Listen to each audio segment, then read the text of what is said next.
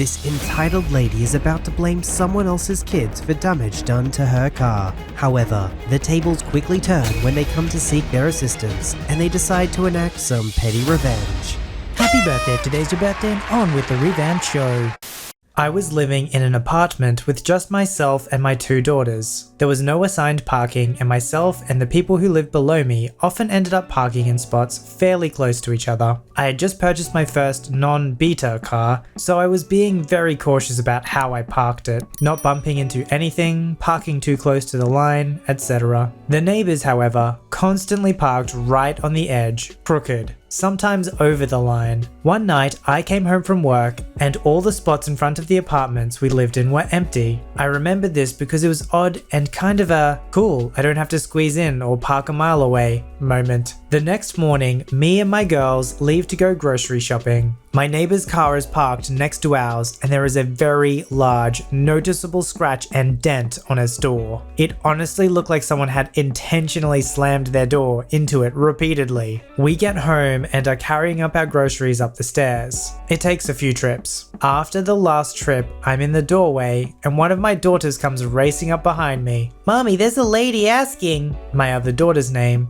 "a bunch of questions, even though she said she can't talk to her." I'm big on the don't talk to strangers thing, so I head down and ask what I can do for her, and the conversation basically goes as follows. There's me, my neighbor, and my neighbor's boyfriend or husband. "Can I help you? I think your kid may have hit my car with your car door. Maybe she didn't, but she refuses to answer me, so she seems guilty." Well, first of all, my daughter doesn't know you, and she doesn't have to answer you. In fact, I'm going to ask you to not speak to my daughters unless I'm present, or I give you permission. Secondly, my daughters are 10. I don't allow them to get into my car without me. I can assure you, they haven't hit your car. In fact, I always stress to them to be careful when opening their door, because people often park close. When do you think this happened? Last night, and you're not with your kid every time they open the door. No one is. It could have happened when they were getting something out of it. Well, since I live on the 3rd floor, I actually don't let my kids go get things out of the car without me. I'm just not comfortable being unable to get them quickly if something were to happen. And last night we parked before you got home and remained parked all night until we left this morning for groceries. The dent was already there when we left, so it wasn't my car that hit yours. Sorry. Your car is white, and the paint left on my door is white. It's obviously yours. Your kids did this. I point out that there isn't a single scuff on any of my doors, including the inside that would have hit. I also open my door and show her that where my door would have hit her car door is above where her damage was. I have an SUV and she had a small, low-to-the-ground sedan. So even if you don't believe me that my kids aren't allowed in my car unsupervised, it couldn't have been my car that did this damage. She begins getting very angry and loud at this point. I don't care. You're the only one around here with kids. I see them almost hit other cars all the time, and you park too close to other cars. You need to start parking further away. If it happens again, I'll get your insurance involved. Okay, we're done here. Do what you think you need to. I start to head upstairs and her boyfriend comes out and blocks my way. What did she say? My neighbor was yelling angrily. She's trying to say it wasn't them. She's trying to lie and say her kids don't get in the car without her. That's bullcrap. We see them almost hit lots of cars. You need to move. I've explained to her that it couldn't have been my car. You need to get out of my way now and let me pass. Nah, it was yours. The paint is white. You got kids. We see them hit other cars. You literally just said you've seen them almost hit other cars. Now you're saying that you've seen them actually hit cars? Neither is true. At this point, I simply move to the next stairwell over and start heading up. My neighbor is now screaming at me. No, you need to take responsibility for what your kids do. If you're not going to pay me, I need your insurance information now. You don't need and are not getting my insurance information. because I wasn't involved in any kind of accident or contact with your vehicle. You really need to stop screaming at me. We both pay a lot to live here, as do all of our neighbors. No one needs to hear irate screaming in the parking lot. We saw your kids do it. We are going to call the cops and we're going to tell everyone here how your kids hit their cars too. Anyone who has a scratch is going to know to come to you. At this point, I turned the voice record feature on my phone. That was the first time you've said you saw my kids do that. You are literally making things up now. You can't go around door to door here. It's against community rules in the lease that everyone has to abide by. And you can't just go around lying because you want someone to fix your car. You're going to take responsibility, or we will tell everyone you hit their cars. I shut the door and called the police myself to explain the situation, because after they lied and changed their story to that they actually saw my kids hit their car, I was worried that they would make that report. The apartment complex management wasn't there on weekends, but I told them the following Monday. They assured me that they couldn't do what they threatened and told me not to worry about it and said they'd give them a verbal warning. The police came and I played the recording for them and showed them how my car had no damage and my doors didn't even line up with their damage. The neighbors went inside and shut their door when they saw the police pull up.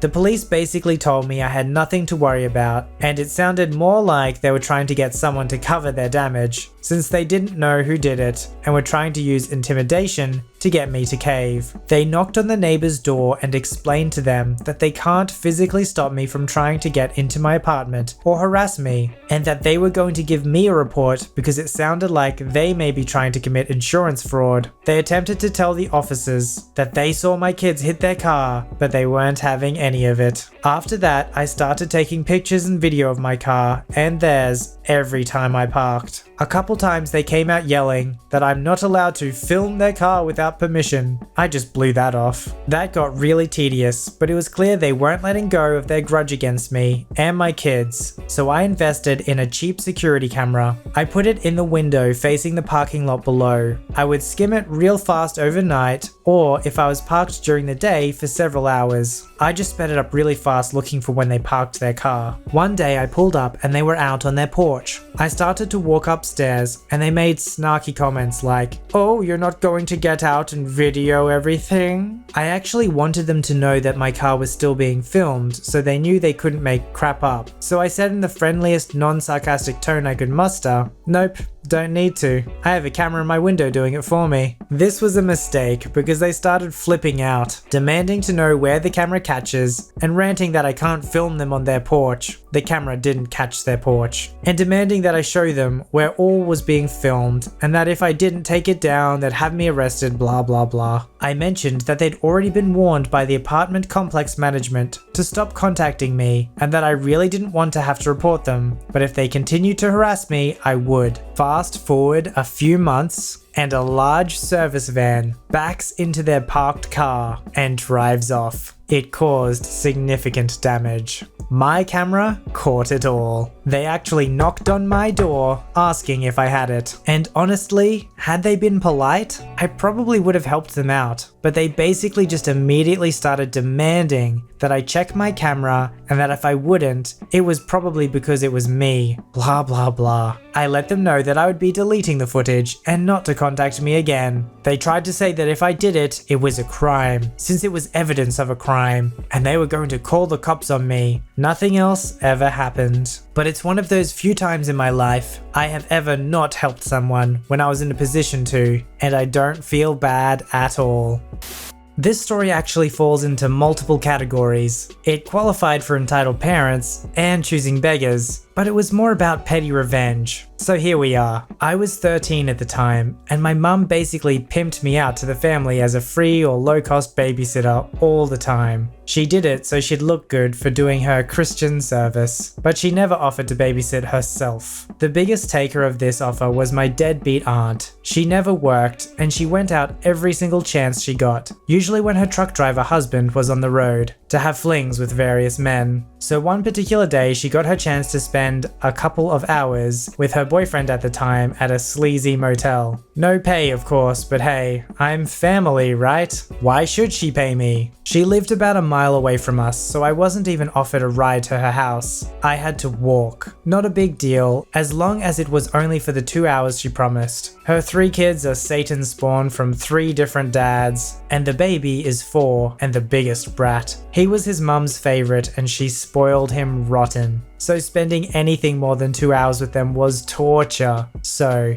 let the torture begin. I'm in charge of feeding the kids, so I put the only thing in the freezer in the oven, pizza rolls, their favorite. And 20 minutes later, the kids are fed and playing on a game system. I'm sitting in the living room, trying to catch up on the homework I had needed to complete before my mum generously offered my services. 2 hours turns into 3, then 3 hours turns to 4. 6 hours into this nightmare, the kids have gotten tired of the game. I've had to give up all hope of finishing my homework to keep them occupied, and they're hungry again. Only problem is, I have nothing to feed them. They snacked on the pizza rolls until they're all gone, and I don't know what to do. I find some toaster pastries in a cupboard finally, but the 4-year-old is having none of it. He comes up to me and screams, "Give me a hot dog!" I grimace and tell him, "Your mother didn't leave us any hot dogs. This is all we have in the house. If you don't want it, you'll have to wait for her, got it?" Yes, I know I was harsh considering he was 4, but this kid had worn me down and I was tired of his crap after a year of free childcare whenever she wanted it. I was their human punching bag most times when she was gone, and if I so much as touched a hair on their heads or tried to discipline them in any way, I got punished. It had all come to a head, and what the kid did next made me blow sky high. "Give me a hot dog now!" With the ferociousness I had never seen in a 4-year-old child, he reared back and kicked me, full on in the knee. I cried out, tears filling my eyes, and the other kids laughing like idiots because they made me cry, even though it was the pain that forced the tears. The laughter, the little brat pointing at me and congratulating himself on a good kick, and the past year finally caught up with me, and tears turned into rage. "You little brat!" I screamed, and caught him before he was able to run away. I carried him into their bathroom, the one nearest the front door to the house. They lived in a trailer, so it was a strange configuration.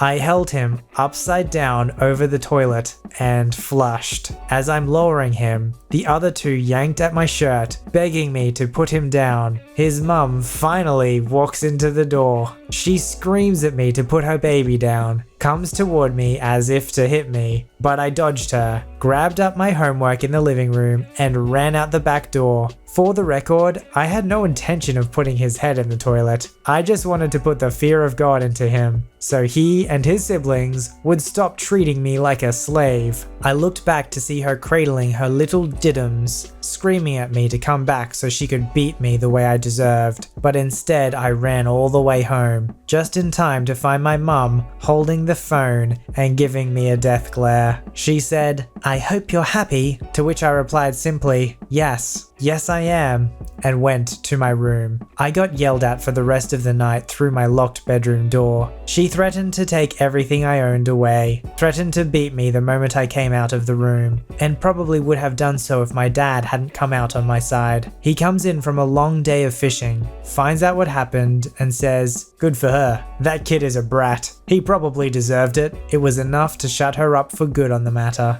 I didn't get punished, and as a special side effect, I never had to babysit for my awful aunt again. And every time my little cousin saw me at my family gatherings, he stayed on the other side of the room at all times. 20 years later, I'm still proud of that moment, even though I probably shouldn't be. Oh, and my cousin? He turned out to be a pretty great guy once he got away from his mum, and these days he doesn't remember the night he almost got his first swirly. I can see why the submitter of this story thought that this could fit into both entitled parents and choosing beggars. The fact that the mother thought it was her Christian service to volunteer her daughter's time, I think shows one of the biggest problems that the church is going through right now. It's this weird adoption of altruism that believes, well, because this is for the greater good, if I forced you to do it, then I'm doing a good thing. People can sense hypocrisy from a mile away. That's why the mother had no right to be mad. She never volunteered her time, and she thought it was a good thing to volunteer her daughter's time.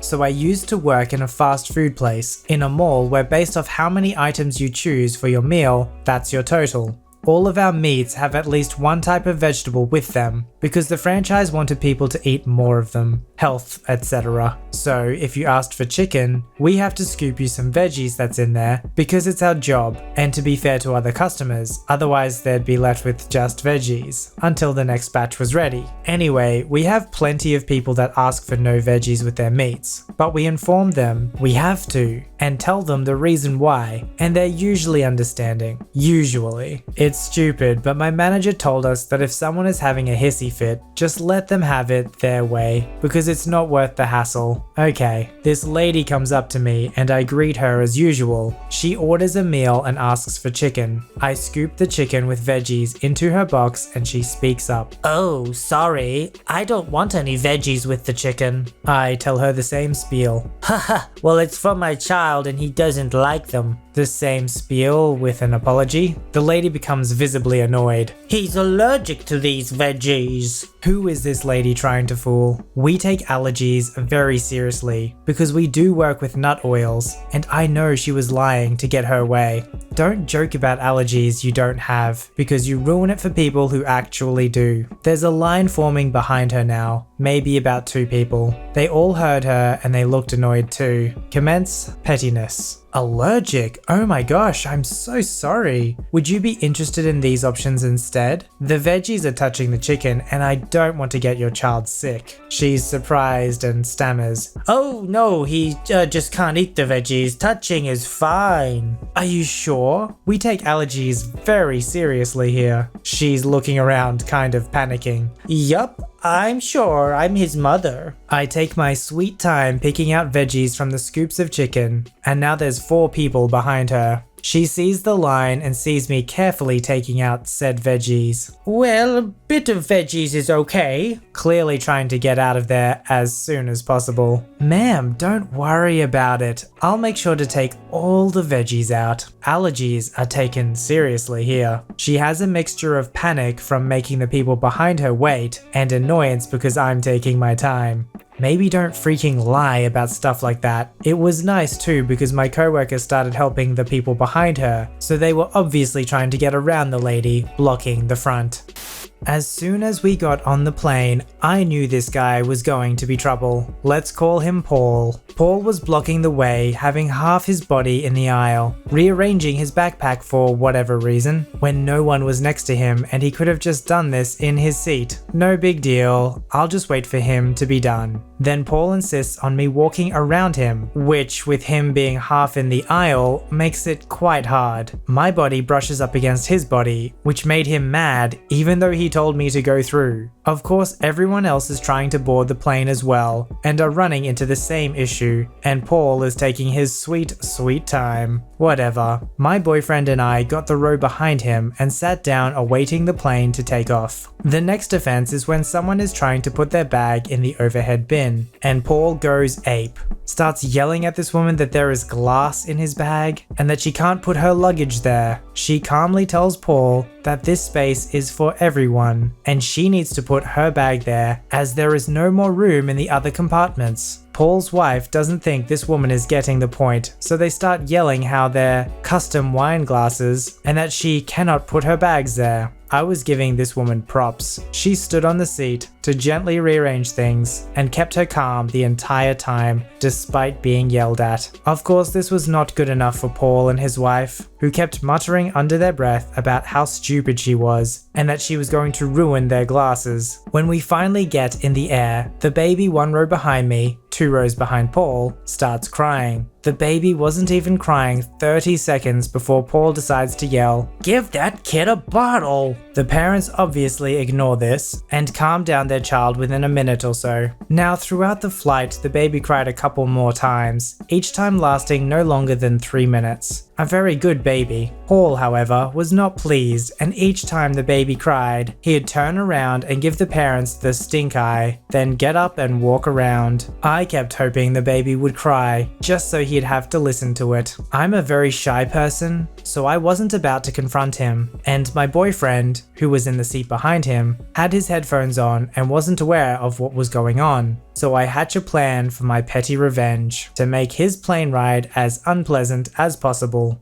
What did I do? I clued in my boyfriend on the situation and had him join my cause. He opened and shut the tray table multiple times for his laptop. He sat with his knees in Paul's seat. He kept putting his water bottle in the pocket behind the seat and taking it out. I kept accidentally hitting his seat when I would go to cross my legs. I turned my AC on full blast and pointed it his way. I ate my chips as loudly and slowly as possible. I coughed multiple times very loudly. All of this would make Paul stare at us and then complain to his wife, "I hope your custom wine glasses broke, you jerk."